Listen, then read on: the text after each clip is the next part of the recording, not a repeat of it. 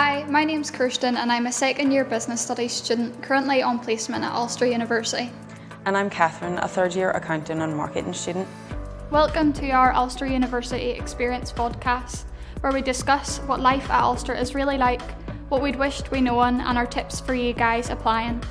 So Catherine, you've obviously been at Ulster for 3 years now. You're moving on to your graduation. How do you feel?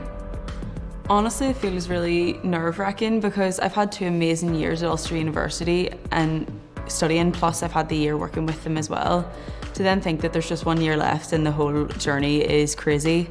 But as well as that, I'm really nervous about moving on into the future, and there'll be so many opportunities and things, but Ulster, I'm just not ready for my time to end just yet. Then I feel exactly the same. It felt like yesterday I was only applying for my placement. I'm already 2 months in and the time's flown so quickly. So that brings us nicely on to our first topic, which is life at school. So how much of that time do you remember, and were you nervous or were you excited? So I was nervous with obviously applying for university and all things like that, but I look back on it quite fondly as well. It was quite a good time, but I was kind of ready for it to end when it did, in that sense. What about yourself then? Yeah, I feel exactly the same. So whenever I first joined secondary school, it seemed so far away. But whenever I started doing my research and looking into the courses and stuff, I knew that Ulster was where I wanted to study. For me, it was trying to figure out which would be the best place for me. So obviously, yourself, the whole process of UCAS and everything that comes alongside that. But for me, it was going through and working out that Ulster was the best option for me in terms of the course and location and things like that. So when you were in school, did you get a lot of guidance from your school, like your careers department or anything, in terms of other options and with university itself? Yeah, so they were always on hand. You could always go to them and ask them questions. And then we had our careers classes as well for that time to ask questions and do the UCAS application. So they were always there, but I do feel it's important. You have to do your own research and invest your own time into checking the courses and the modules, things like that there. For you, when you applied, what made Ulster stand out for you, that was the choice for you? I guess it was the courses. I always knew I wanted to do business studies, and whenever I was looking at other institutions, it made Ulster stand out even more. So yeah, I always knew that was the path I wanted to go down, and the university offered what I wanted to do, so it was a given for me. So fast forward then onto your new chapter. You're starting to prepare for Ulster, you're starting to prepare for uni in general. School's come to an end. Can you describe how you felt? It was quite a daunting time to think of such a big step into my future and into what was the rest of my life, what was going to start that off. It was scary to think I'm actually going to be moving here. I'm not going to be in this same little school I've always been in. I'm not going to see the same faces I always have. It's going to be a completely blank slate to move on to. So there was a lot of nerves with it, but there was a lot of excitement too, to think that it's completely changing everything and it's a fresh start to go and do what I want to do. So how did you prepare from your move to Belfast to Magee? So before I went to Magee, I obviously had went up to see the university itself, but as well with events and things, but also just to get a feel for the city that I would be living in, which I've ended up now definitely consider my second home. Yeah, so it was exactly the same. I can remember a few weeks before I was due to start, me and my mum got in my car, I was driving, and we had our directions and things like that there, and we set off.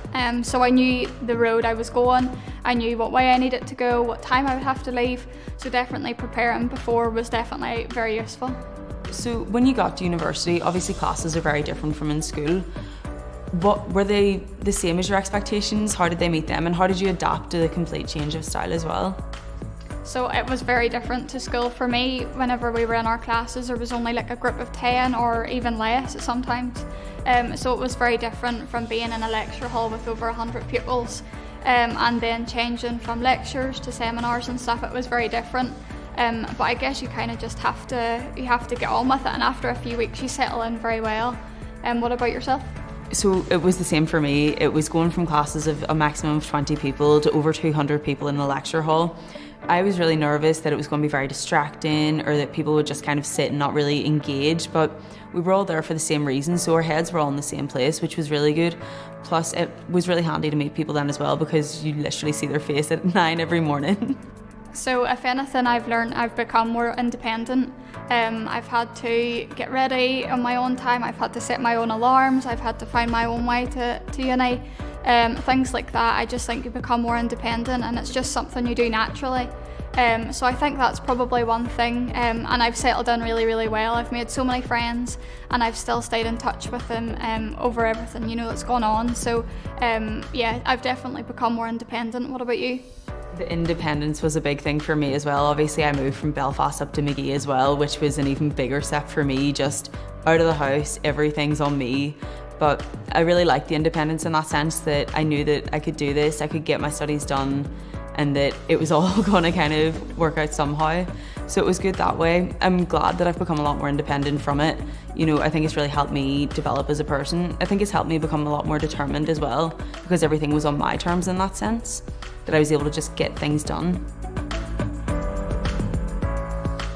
How did you find freshers? I absolutely loved freshers. It was like a week of just jam-packed activities from start to finish. From the freshers fair to meeting all the societies and things and going to these events and figuring out what I wanted to do and where I wanted to spend my time, sort of thing. It was good in that sense, plus the fact it was also social as well. I've met so many people then that I'm still really good friends with to now, and no doubt will be in the future as well. So did you join any clubs and societies then? I didn't. That's probably one of my biggest regret, is that I didn't get more stuck in and involved. So yeah, that's definitely one thing I wish I had have done. What about you? So I did. I joined the Enterprise Society, which led to some amazing opportunities, including a trip to London. So I was really glad that I joined that and took the time to figure out that that was something I wanted to do. One question I have then, obviously you had moved from Belfast to Magee and you were on campus living. I was staying at home, so how was that settling in and meeting new people and living with them? It was just strange to live with other people. You're so used to your home and your family and your normal routines to then this complete and utter upheaval of everything. What tips or advice would you give to people applying for university or that are unsure of what they want to do after they leave secondary school?